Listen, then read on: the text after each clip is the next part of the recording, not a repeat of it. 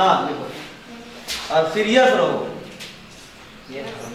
अपना ध्यान रखो। ये नहीं कि एगो टेन लिख रहा है, एक बैठल है, साथ साथ काम करने का प्रयास करो।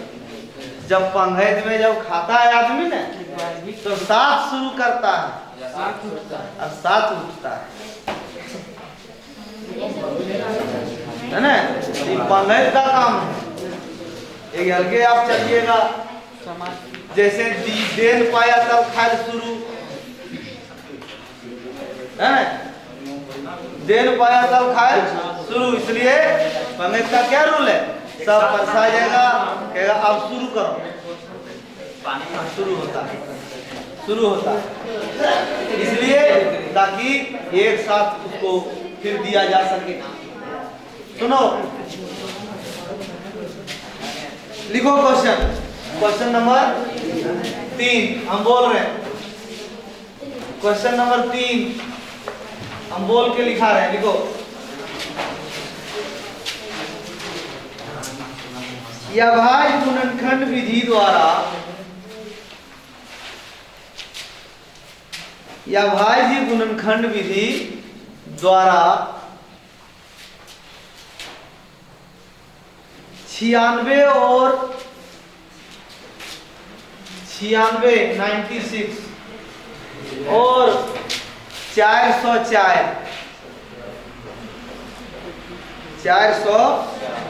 का 96 और 404 का HCF एवं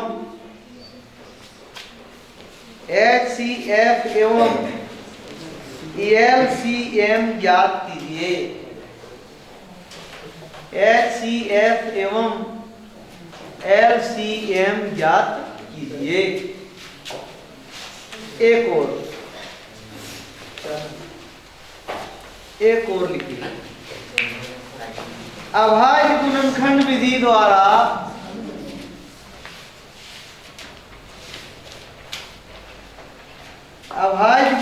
विधि द्वारा तीन संख्या लिखो, 6, 72 और 120। अभाज्य गुणनखंड विधि द्वारा 2 नंबर का प्रश्न हो सकता है, ऐसा प्रश्न आया है। 6, 72 और 120 का HCF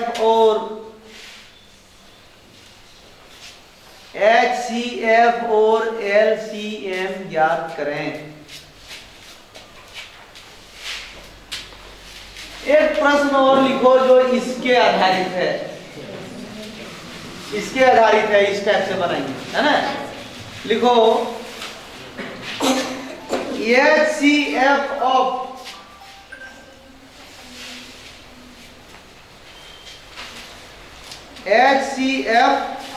ऑफ मतलब ब्रैकेट देना है, 26,91। HCF ऑफ 26, बराबर 13। 26,91 बराबर दिया है। तो LCM ऑफ 26,91 ज्ञात करें, है ना। अब हम भाग विधि से केवल HCF निकालते हैं, जिस विधि को कहते हैं यूक्लिड विभाजन एल्गोरिथम, जिसको कहते हैं यूक्लिड विभाजन एल्गोरिथम। जबकि ये चीज तुम्हारा लग रहा है हमको डिलीट कर दिया गया है, लेकिन ये क्वेश्चन हम लोग रखते हैं।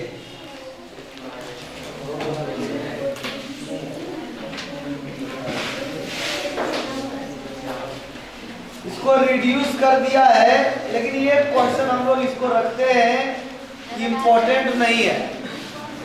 अभी जो यूक्लिड विभाजन एल्गोरिथम से एक क्वेश्चन बनाएंगे परीक्षा में, उससे 3 नंबर का प्रश्न भी आ चुका है, लेकिन ये क्या है, ध्यान दो, याद करो आप लोग। जो बनाते थे दर्शाइए, उसको क्या कर दिया गया, डिलीट कर दिया गया है, नहीं आएगा परीक्षा में। वो एकदम कंफर्म हो जाइए। या भाई गुणनखंड विधि 1 से एलसीएम और एचसीएफ निकालना, एलसीएम और एचसीएफ के रिलेशन से एलसीएम या एचसीएफ एक दिया हो तो दूसरा निकालना, यहाँ चारों में से 3 में 3 कोई भी दे देगा तो हम लोग दूसरा निकाल सकते हैं, चौथा, है ना।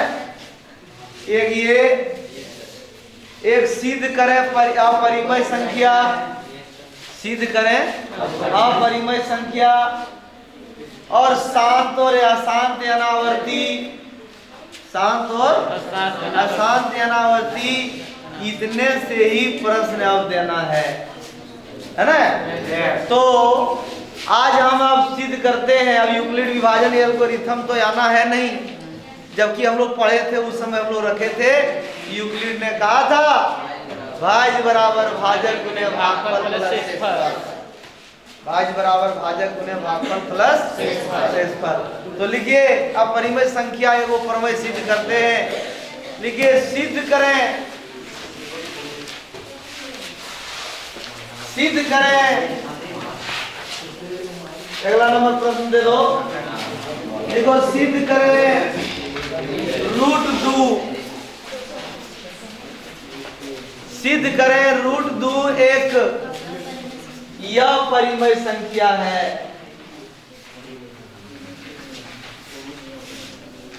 सिद्ध करें √2 एक अपरिमेय संख्या है। सिद्ध करें √2 एक यह परिमेय संख्या है। ध्यान दीजिए, हम लोग को सिद्ध करना है √2 एक यह परिमेय संख्या है। ध्यान दो, कुछ ऐसा बात होता है जो पहले से सिद्ध है, अब उसको हमको सिद्ध करना है। पहले से सिद्ध हो जो बात, जैसे हम जान रहे हैं यह एक चौक है, सिद्ध करना है यह एक चौक है ना। पहले से जान रहे हैं कि यह एक चौक है, और सिद्ध करना है कि सिद्ध कीजिए यह एक क्या है, चौक। तो उसका विलोम लेके चलना पड़ता है। जैसे मान लेंगे कि माना यह एक पेंसिल, मान लेंगे यह एक क्या है, तो हम पेंसिल केवल मान लेना नहीं होगा, पेंसिल का गुण इसको रखना होगा ना। पेंसिल का क्या गुण है कि इसमें ग्रेफाइट होना चाहिए। ग्रेफाइट जो काला लिखता है वो क्या है, ग्रेफाइट है। आप धातु अधातु में पढ़े थे कि ग्रेफाइट एक या धातु है जो अपवाद में है, ये विद्युत का सुचालक होता है। ग्रेफाइट इसमें नहीं है, बताओ तो क्या ये पेंसिल हो सकता है? तो जो विरोधाभास है ये पेंसिल का विरोध कर रहा है। पेंसिल का ये क्या कर रहा है, कि हम मान लिए पेंसिल है लेकिन ग्रेफाइट नहीं है, इसका मतलब ये पेंसिल का क्या कर रहा है, विरोध कर रहा है। तो हमारा मानना क्या है, तो उसी तरह से हम मान लेंगे कि अपरिमेय नहीं, ये परिमेय संख्या है। √2 अपरिमेय नहीं क्या है, परिमेय संख्या। तो परिमेय संख्या जब मान लेंगे तो परिमेय संख्या का गुण उसको धारण करना होगा ना। परिमेय संख्या का गुण धारण न करना हो तो परिमेय संख्या का गुण क्या है, हम लोग पढ़ चुके हैं अभी तुरंत कि उसे P/Q के रूप में होना चाहिए, और P और Q का सार गुणनखंड केवल क्या होना चाहिए, एक होना चाहिए। एक के अतिरिक्त जैसे ही सार गुणनखंड आएगा हम लोग कहेंगे कि हमारा मानना क्या है। तो इसी तरकीब से हम लोग सिद्ध करेंगे। आप लोग साथ साथ लिखिए भी। लिखिए माना √2 एक परिमेय संख्या है। एक बार हम लोग पढ़ चुके हैं, इसलिए ज्यादा समय नहीं लेंगे हम लोग, है ना। हर एक दिन एक चैप्टर लगभग पूरा कर देना है। कभी कभी एक लंबा चैप्टर है जो 2 दिन भी ले सकता है। यानी मिला जुला के हम लोग को 15 से 20 क्लास के बीच में मैथमेटिक्स का शॉर्ट नोट्स तैयार कर लेना है ना। माना एक